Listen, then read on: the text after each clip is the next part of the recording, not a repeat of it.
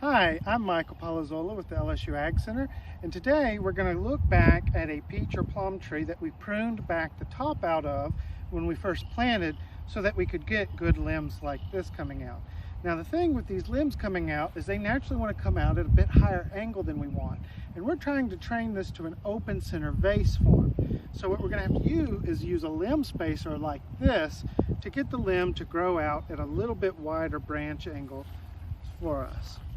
And I really like these black plastic coated ones because it makes it much easier to slide on there, kind of like this, without damaging.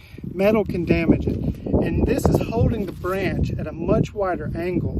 Now, I would have preferred to have 4 branches coming out, but we're going to wait and see if we can't get one to come out this way.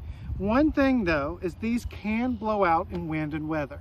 That's perfectly normal. You have to come through and put them back after weather events, and eventually you occasionally have to.